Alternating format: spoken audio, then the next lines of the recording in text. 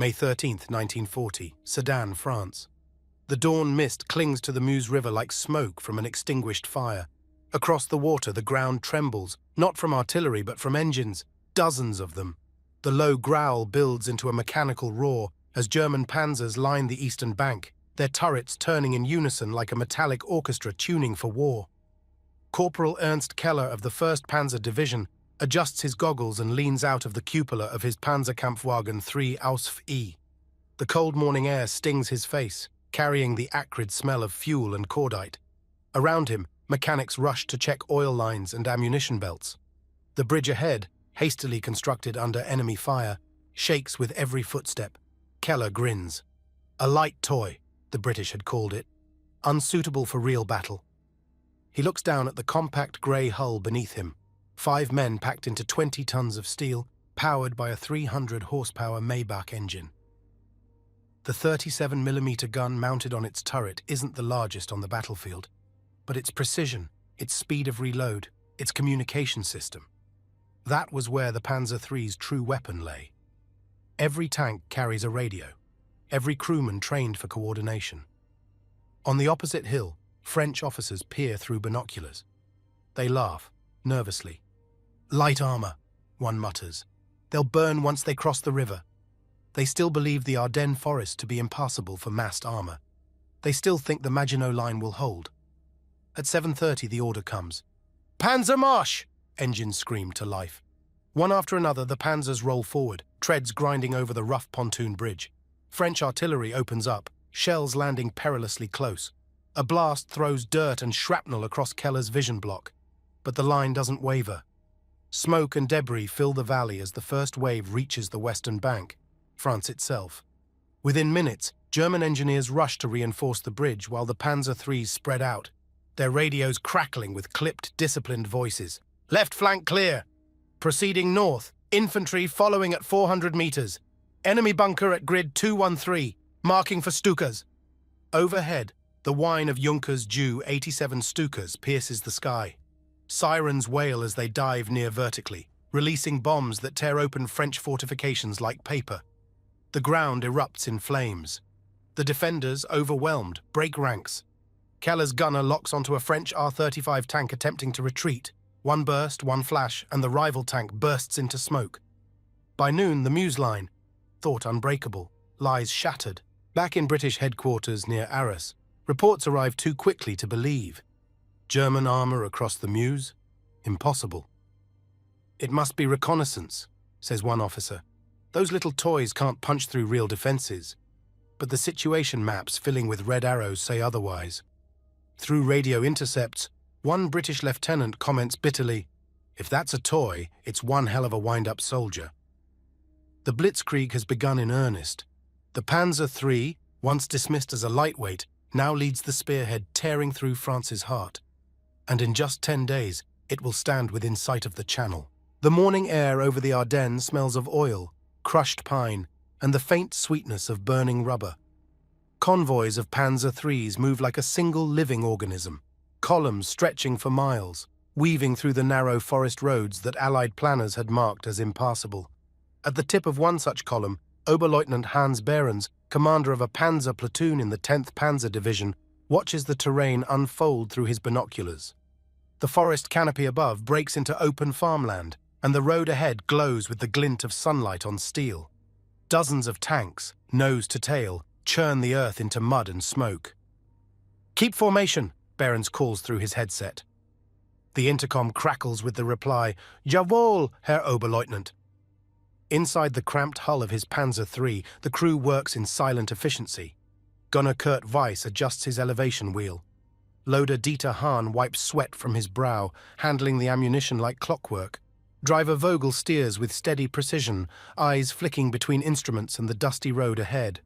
Unlike their British counterparts who still rely on hand signals and messengers, Behrens' men are connected, each tank a node in a fast-moving web of coordination. Orders come not in hours, but in seconds. As the column breaks through a ridge near Bulson, the first real resistance appears. French Char B, 1bis heavy tanks, hulking monsters of armor, emerge from the smoke.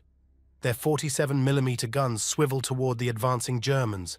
The ground shakes, As shells thunder across the field, one Panzer III takes a hit squarely on the Gleisis plate. The shell ricochets. The crew is rattled but alive. Behrens curses under his breath and commands, "Flank them! Use speed, don't duel them head-on." And that was the difference. The French tanks, slow and powerful, fought as isolated fortresses.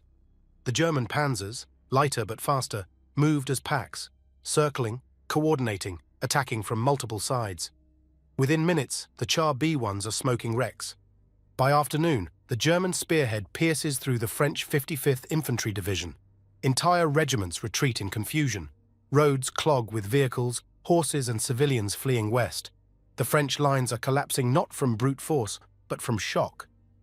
At headquarters in Paris, disbelief turns to panic.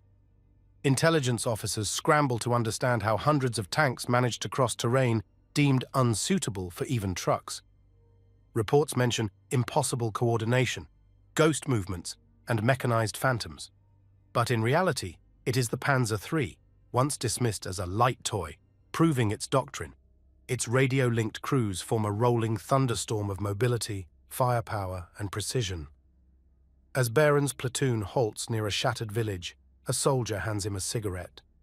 He lights it slowly, staring toward the west.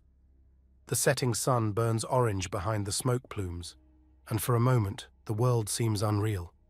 "In 10 days," he murmurs, "we'll be looking at the sea." Behind him, the low rumble of engines continues, never resting, never hesitating. The road to the Channel lies open, and the legend of Blitzkrieg has found its steel heartbeat. In the dim, pre-dawn light, mist rolls across the fields outside Arras.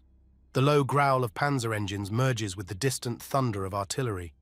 Soldiers eat cold rations on their tanks, their faces grey with exhaustion and dust. 10 days of continuous movement, no rest, no pause. Yet the momentum drives them forward like a current of iron. Oberleutnant Hans Behrens stands atop his Panzer III, map spread across the turret roof, a pencil clenched between his teeth. The orders are clear. Cut north toward the Channel, link up with Guderian's 19th Corps, and trap the British Expeditionary Force. But as dawn breaks, the mist reveals something new. Shapes, dozens of them, emerging from the horizon. British Matilda II tanks. Thick armor, slow-moving, but unstoppable once in range. "Positions! Hull down!" Behrens shouts. The crew dives back inside. Engines' revved radios buzz. Across the field, British infantry advance under the rumble of their own armor, confident, determined. They'd been told the German panzers were weak, thin-skinned toys, easy prey for the 2-pounder guns. Today, they intend to prove it. The first British shell slams into a nearby panzer, tearing through its side armor. Flames bloom. The crew bails out, one man rolling on the ground in agony. For the first time, Behrens feels the gut punch of vulnerability. "Fire!" he orders. The 37mm gun barks, once, twice. The rounds spark harmlessly against the Matilda's thick frontal armor. Weiss, the gunner, curses under his breath. "They're not even scratching it!" Over the radio, a voice cuts through the static. Calm, controlled, unmistakable. "Call in the 80s! All units fall back to the ridge and mark targets with smoke." Moments later, the shriek of incoming shells fills the air. German 88mm flak guns, repurposed for ground fire, open up from the rear. One after another, their shells crash into the advancing British line. Matilda tanks, nearly invincible to smaller guns, explode under the direct hits. The battlefield turns into a vision of thunder and dust. The toy tanks now coordinating with field artillery and dive bombers like a single, ruthless machine. Within hours, the British counterattack collapses. The survivors retreat north, stunned. "They moved faster than we could think," one officer later admits. "Those damned little tanks were everywhere at once." By evening, the German armored columns resume their march. The victory at Arras seals the fate of France's northern armies. Allied command is in disarray, their flanks shattered, their communications severed. The myth of the Ardennes' safety and the inferior German tank is gone. As Behrens' crew drives west through burning villages, they pass lines of captured soldiers, their faces hollow. Smoke columns rise in the distance where Dunkirk lies ahead, the last hope of evacuation. Inside his tank, Behrens removes his helmet and wipes the grime from his forehead. The radio hums with quiet chatter. The Channel is near. France, once believed impregnable, has fallen apart in a matter of days. He stares at the horizon, whispering to no one in particular. They laughed at us. Now they run the Panzer III clatters forward into the orange dusk. Its once mocked silhouette, now the symbol of a revolution in warfare. Mud sprays across the treads as Beron's platoon pushes north of Saint-Omer. The roads are clogged with refugees, wagons, bicycles, livestock, entire families trudging westward. To them, the tanks are spectres from another world. Children stare as the grey machines pass, their tracks leaving deep scars in the earth. Each hour brings new reports. Calais taken, Boulogne surrounded, British and French units retreating in disarray. Radio chatter fills the panzer interiors. Coordinates, intercepted messages, frantic Allied transmissions. We are cut off. We are cut off. By May 24th, the Channel glimmers in the distance.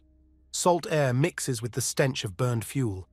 The German spearhead, led by Guderian's 19th Corps and reinforced by Panzer III's from the 1st and 10th Divisions, stands within artillery range of Dunkirk. The British Expeditionary Force, over 300,000 men, is trapped against the sea. Behrens leans out of his hatch, binoculars raised.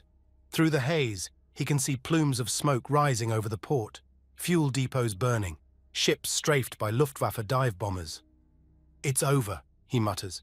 They have nowhere left to run. Then, unexpectedly, the order comes down. Halt. For 48 long hours, the panzer divisions stop. Maintenance, resupply, reorganization, the command claims. Behrens doesn't believe it. None of them do. They sit on their tanks, watching columns of British troops retreat in full view. One of his crewmen mutters, "If we move now, we could crush them all." But the order stands. Political interference, uncertainty from above. Hitler's caution, or arrogance, spares the trapped armies. The Luftwaffe will finish the job, or so they are told. Instead, the beaches of Dunkirk become a scene no one anticipated. Over the next 9 days, a ragtag fleet of destroyers, fishing boats and civilian vessels crosses the Channel under fire. The British evacuation, Operation Dynamo, rescues over 330,000 Allied soldiers from the jaws of encirclement.